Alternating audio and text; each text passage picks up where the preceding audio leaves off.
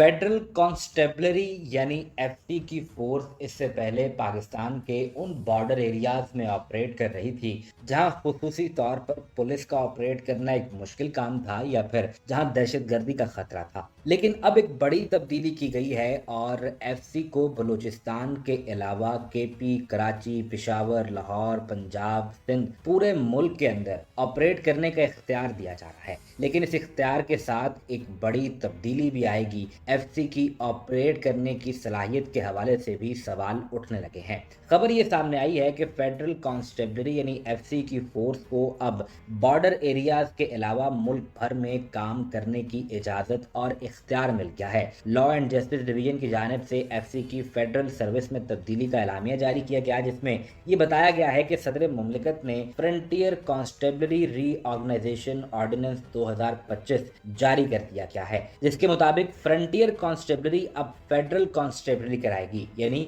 ये वफाक के तहत काम करेगी। कहा गया है कि एफसी से मुतल्लिक कवायद बनाए जाएंगे। हर डिवीजन में एक विंग कमांडर भी तैनात किया जाएगा। मुल्क भर में एफसी का दायरा इख्तियार बढ़ाने का ऑर्डिनेंस जारी किया गया है। इससे पहले एफसी एक्ट 1915 में तरमीम मंजूरी के बाद ऑर्डिनेंस जारी किया गया। फेडरल कॉन्स्टेबलरी अब चारों सूबों और इस्लामाबाद में काम करने का इख्तियार रखेगी। एफसी को आज़ाद जम्मू कश्मीर जीबी में भी काम का इख्तियार इसके बाद मिल चुका है। ऑर्डिनेंस के मुताबिक आईजीएफसी वफाकी हुकूमत तैनात करेगी, जबकि डिवीजनल विंग कमांडर का रैंक डिप्टी इंस्पेक्टर जनरल के बराबर होगा, यानी वो डीआईजी रैंक का ऑफिसर होगा। वफाकी हुकूमत लॉ एंड ऑर्डर के लिए वफाकी रिजर्व फोर्स भी भर्ती कर सकेगी। अलामिया में यह भी कहा गया है कि एफसी की जिम्मेदारी फसादात कंट्रोल करना, दाखिली सिक्योरिटी, काउंटर टेररिज्म और तहफ़्फ़ुज़ होगा। याद रहे कि एफसी के इख्तियारात लामहदूद हैं, जहां बॉर्डर के इलाकों में ये किसी भी खदशे के पेश नज़र फायर भी कर सकते हैं। ऐसे में इन्हें पूरे मुल्क के अंदर इख्तियार देते हुए क्या इन इख्तियारात में तब्दीली की गई है,